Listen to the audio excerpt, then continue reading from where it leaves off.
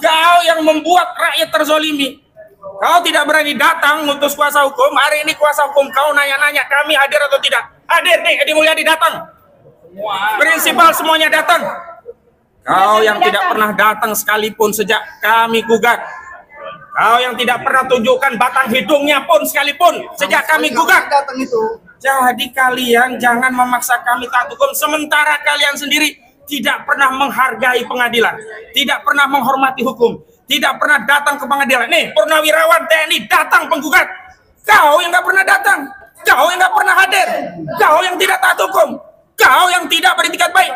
Kalian semua beritikat jahat terhadap Republik ini.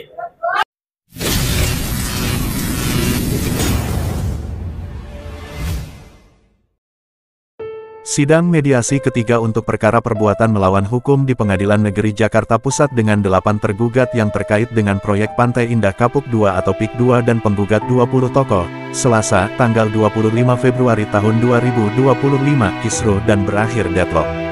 Kisruh dipicu oleh adanya perilaku dari salah satu kuasa hukum pihak tergugat yang membuat pihak penggugat tersinggung. Selain itu, pihak tergugat yang berjumlah 8, tak ada yang hadir. Mereka adalah Bos Agung Sedayu Grup Sugianto Kusuma alias Aguan, Bos Salim Grup Antoni Salim, PT Pantai Indah Kapuk 2 Terbuka atau PANI, PT Koko Mandiri Lestari, Presiden RI ke-7 Joko Widodo alias Jokowi, Menko Perekonomian Airlangga Hartarto, Ketua Umum Abdesi Surtawijaya, dan Ketua Abdesi Kabupaten Tangerang yang juga Kepala Desa Belimbing, Mas Kota. Dengan demikian, sidang berikutnya masuk pokok perkara.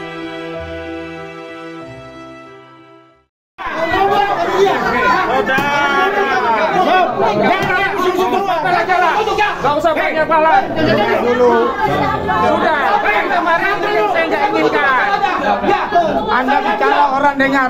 Orang kemarin kan juga saya inginkan. Dianggap gagal aja udahlah. Dianggap gagal aja udah.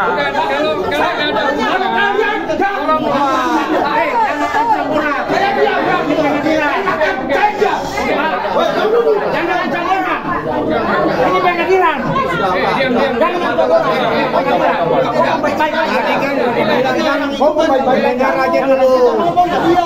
Saudara siapa? Saudara siapa? Kuasa bukan? Kuasa bukan? Mediasi gagal. Udah mediasi gagal aja udah.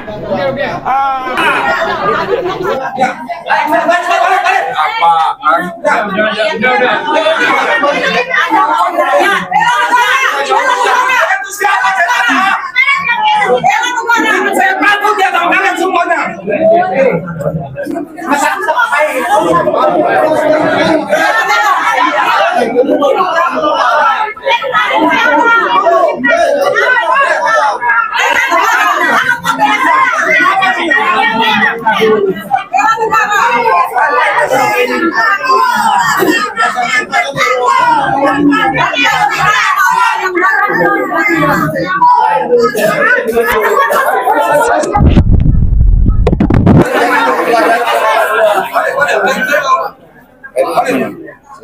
Saya diam, tapi jangan tuduh-tuduh.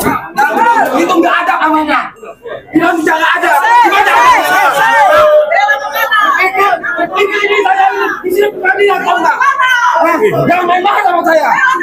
Ya, enak aja kalian. Dan kalau kalian bicara tuduh-tuduh, saya juga bisa tuduh. Ya, Udah langsung konfirm aja bang, ngapain kita berbicara?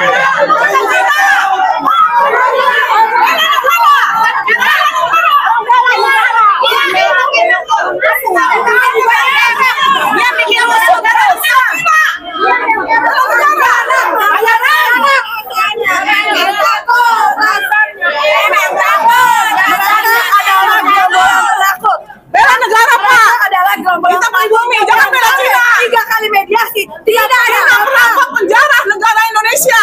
Kita bela negara. Nah, mereka dibayar penjara, kau diam saja. Jangan takut, dasarnya emang takut, dasarnya emang takut, dasarnya emang takut, dasarnya. Adi ini Jokowi tangkap, aku yang tangkap Jokowi tangkap.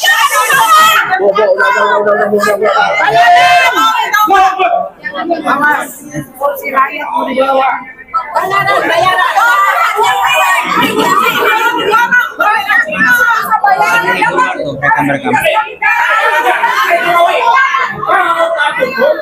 Datang ke pengadilan, sudah kau tidak datang ke pengadilan, banyak cakap pula kuasa hukum kalian.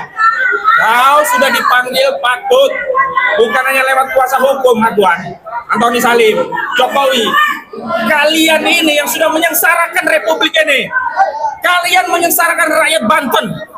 Kalian juga yang buat PSN, yang membuat wilayah laut dan daratan di tanah air ini rusak semua. Kau yang membuat rakyat terzolimi. Kau tidak berani datang ngutus kuasa hukum. Hari ini kuasa hukum kau nanya-nanya kami hadir atau tidak. Hadir nih, Edi Mulyadi datang. Prinsipal semuanya datang. Kau yang tidak pernah datang sekalipun sejak kami gugat. Kau yang tidak pernah tunjukkan batang hidungnya pun sekalipun sejak kami gugat. Jadi kalian jangan memaksa kami taat hukum sementara kalian sendiri tidak pernah menghargai pengadilan, tidak pernah menghormati hukum, tidak pernah datang ke pengadilan. Nih, purnawirawan TNI datang penggugat. Kau yang nggak pernah datang, kau yang nggak pernah hadir, kau yang tidak taat hukum, kau yang tidak beritikat baik. Kalian semua beritikat jahat terhadap republik ini. Saya ingin tegaskan. Ya, saya ingin tegaskan sekali lagi kepada Aguan, Antoni Salim, Jokowi, Erlangga. Saya katakan kepada kalian semua, kami sudah siap bertarung pada materi pokok perkara. Sudah banyak buktinya. Bukti pertama apa? Arsin, Kadeskot, dan Sekdesnya sudah masuk penjara. Dua penerima kuasa hukum juga sudah masuk penjara. Makanya saya ingatkan, jangan dekat-dekat dengan oligarki perampas tanah rakyat nih.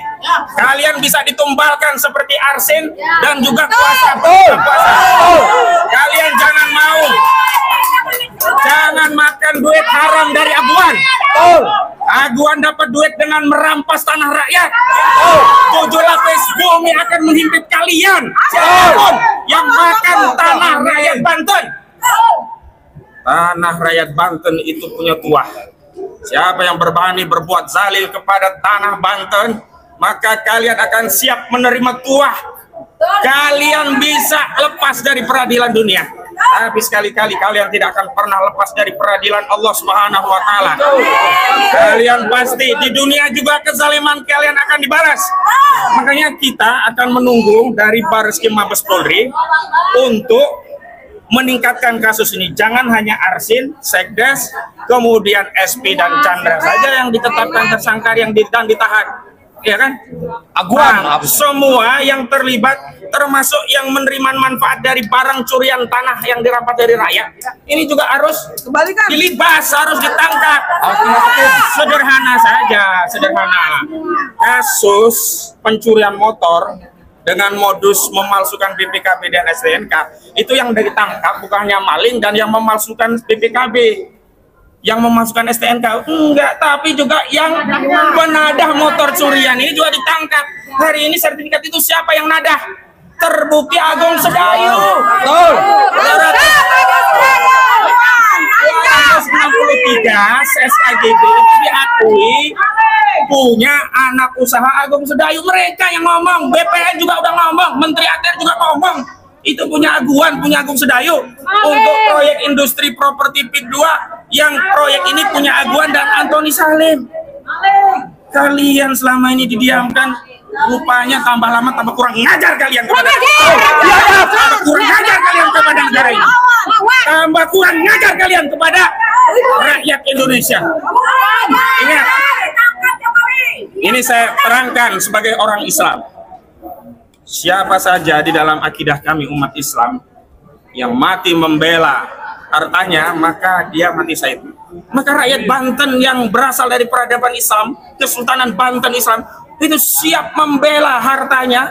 Kalau mereka menang, itu adalah keutamaan. Ya, mereka akan dinaikkan derajatnya. Kalaupun akhirnya mereka tergilas, mereka syahid. Jadi ingat, jangan sekali-sekali bermain-main. Memang harus polisi nih yang manggil Aguan dan Antoni Salim ini, baru dia datang. Kalau sama pengadilan, dia dilepeh. diabaikan. Tapi sekali lagi, polisi pun hari ini kita lihat kok sikapnya begitu. Bayar. Apakah harus bayar polisi? Bayar polisi. Bayar polisi. Bayar polisi. Ya, apa harus bayar polisi agar bisa menangkap Aguan? Apa harus bayar polisi bisa nangkap Antoni Salim? Atau setidaknya nangkap Engcut, Gojali ini ya, Mandor Mehmet, kemudian Ali Hanafiah Lijaya. Ini semuanya aktor pagar laut. Kenapa kejahatan sertifikat lautnya ditangkap, ditahan?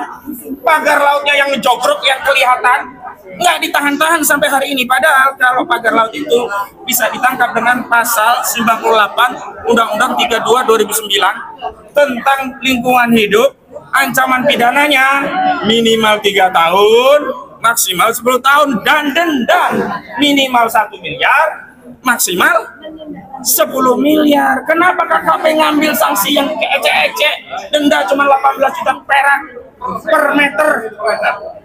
Per meter. Itu pun sampai sekarang belum ada yang bayar denda itu karena orang-orang itu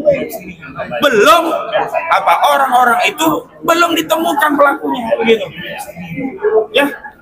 Jadi inilah kenyataannya. Republik ini dikangkangi oleh oligarki rakus perampas tanah rakyat. Mengutip ya pendapat dari nelayan yang fenomenal namanya Pak Khalid. Pak Khalid mendefinisikan apa itu rakus.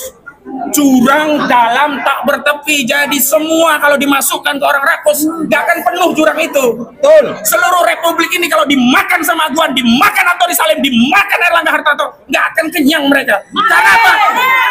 Karena mereka rakus. Mereka rakus. Nah, sekarang karena hari ini sudah diputus mediasi gagal karena Aguan tidak datang, Antoni Salim tidak datang, Erlangga tidak datang, Jokowi tidak datang, maka kita tunggu pada proses di persidangan. Terima kasih. Kenapa apa yang tadi terjadi di dalam sehingga terjadi keributan, Bang? Awalnya dari pihak lawan berbicara harus beradab, harus pakai etika, tetapi dia memakai etika tapi sambil menunjuk. Ada lawannya menunjuk kuasa hukum Bang Gosudin. Saya diam pertama, tapi karena antar ini saya tidak boleh ikut campur. Tapi ada pihak luar yang ingin membela lawan, ya saya lawan, nggak ada cerita. Iya, itu nggak ada cerita. Saya darah dan nyawa saya pertaruhkan untuk NKRI. Walaupun mereka banyak, mereka jago-jago, saya nggak pernah gentar sama mereka semuanya. Iya. Assalamualaikum warahmatullahi wabarakatuh. Jadi awalnya gini, ini adalah proses mediasi kita yang ketiga ya. Proses mediasi ketiga. 1, 2, mereka tidak datang dari pihak tergugat ya. Mereka tidak datang. Sedangkan kami sebagai penggugat, kami itu ingin mereka datang.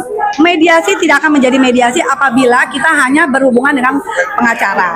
Nah, tadi awal mulanya rusuh itu adalah saat pengacara dari wakil Erlangga itu mereka bertanya mengenai prinsipalnya itu siapa aja dari pihak penggugat.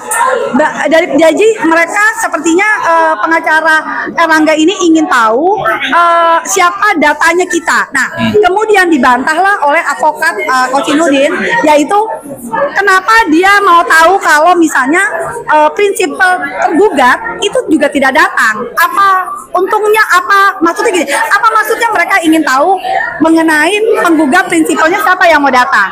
Disitulah akhirnya terjadi keributan yang kemudian berakhir dengan ricuh yang akhirnya dari semua yang kejadian yang tadi kesimpulannya itu adalah mereka memang takut, mereka memang penakut walaupun ya mereka merasa di atas angin karena saat ini kita menilai negara kalah oleh oligarki. Tetapi ingat ya, kami adalah rakyat yang memegang kedaulatan tertinggi di negara ini. Jadi kita tidak akan pernah mengalah, kita akan terus melawan, dan apabila negara tidak cepat bertindak, kamilah yang akan merebut hak kami. Itu aja dari saya, terima kasih. Terima kasih, Mbak. Untuk diketahui, Jokowi dan Aguan CS digugat akibat pembebasan lahan untuk PIK 2 yang dinilai tidak manusiawi karena selain tanah warga dihargai sangat murah, hanya Rp50.000 per meter, juga karena ada intimidasi dan kesewenang-wenangan dalam prosesnya. Jokowi terseret karena dia memberikan status proyek strategis nasional untuk proyek Tropical Coastline PIK 2 karena berdasarkan Perpres nomor 52 tahun 2022, status proyek strategis nasional hanya boleh diberikan untuk proyek pemerintah, bukan swasta. Karena pemberian status proyek strategis nasional itulah PIK 2 diduga menjadi semakin sewenang-wenang dalam membebaskan lahan warga. Para penggugat yang berjumlah 20 orang menuntut ganti rugi sebesar Rp612 triliun.